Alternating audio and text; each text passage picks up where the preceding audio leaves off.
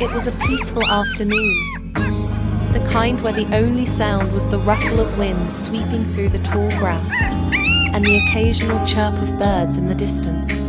I was walking along a quiet country road, lost in thought, when out of nowhere, a small puppy came bounding toward me from the edge of the road. At first, I thought it was just a curious stray, maybe hungry or lost. But there was something urgent in its movements. It didn't bark or growl. Instead, it tugged at the hem of my pants with its tiny teeth, then took a few steps away and looked back at me, as if urging me to follow. Intrigued and concerned, I did. The little puppy led me off the roadside and into a patch of overgrown grass. It wasn't far, but the tall weeds had hidden what lay beyond from plain sight. When I parted the grass, my heart sank. Lying there, half covered in dried leaves and dirt, was a mother dog. She looked lifeless at first glance, her body curled around 4 tiny puppies that were still nursing, oblivious to the danger. Her breathing was shallow, ragged. Each rise and fall of her chest looked like it might be the last. Her eyes were barely open, and her ears didn't twitch even when I called out softly. Hey, can you hear me?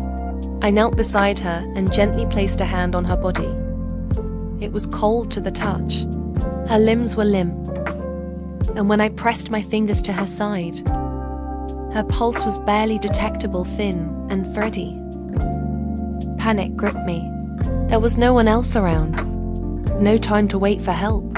I had to act quickly. I'd never done CPR on a dog before, but I knew the basics. I tilted her head slightly, checked her mouth to make sure nothing was blocking her airway, and began giving her mouth-to-nose breaths. Between each breath, I gently pressed her chest with my hands, trying to mimic the rhythm of a steady heartbeat. It felt like an eternity, but then just the faintest sign of life. A twitch in her paw, a shaky breath. Her eyelids fluttered slightly. I nearly cried in relief. I wasted no time. Carefully, I scooped up the 4 puppies, one by one, and placed them inside a small crate I had in my car. Then, I gently lifted their mother, wrapping her in my jacket to help retain whatever body heat she had left.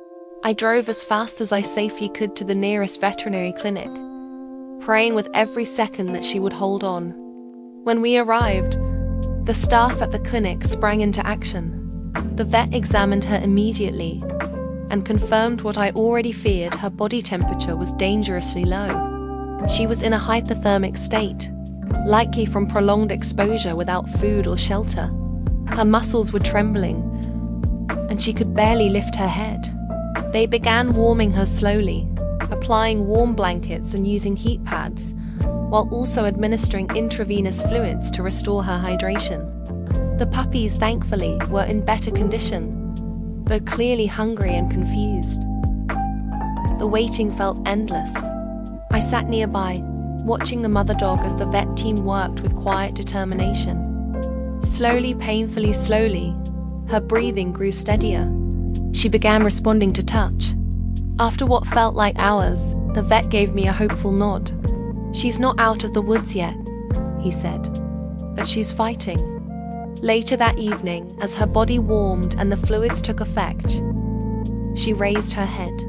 The moment she saw her puppies again, she gave a faint whine and instinctively allowed them to nurse. They rushed toward her, tails wagging, eyes bright.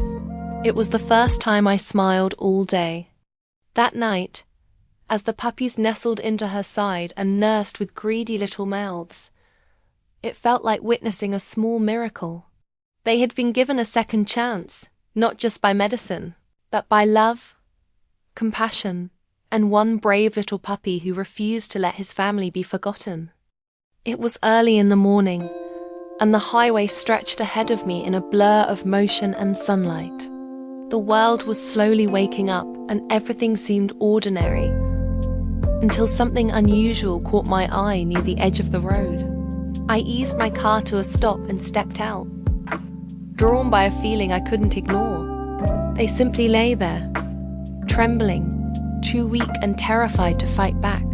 I knelt down immediately, trying to contain the wave of shock and sorrow rising in my chest.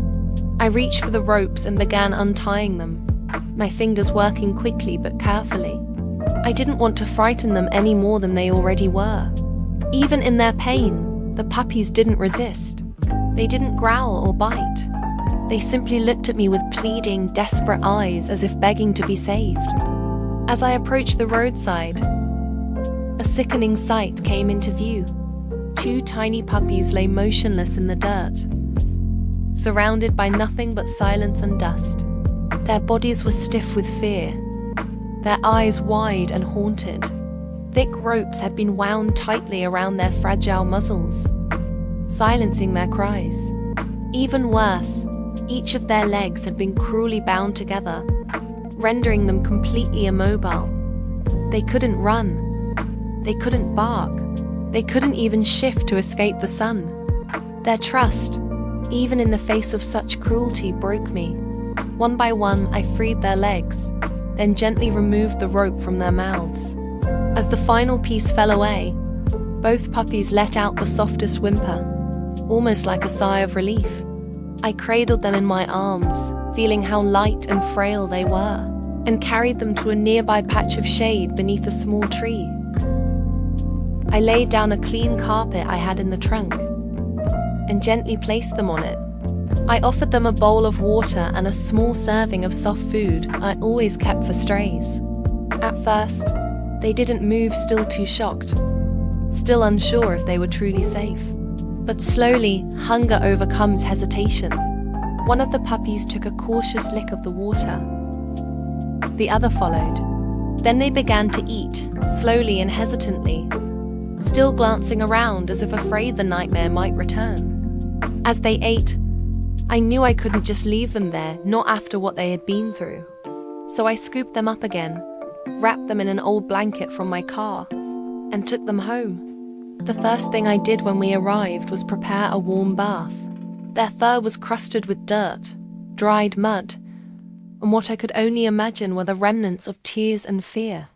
I lowered them gently into the water, one at a time, and used my hands to wash away the grime of their trauma.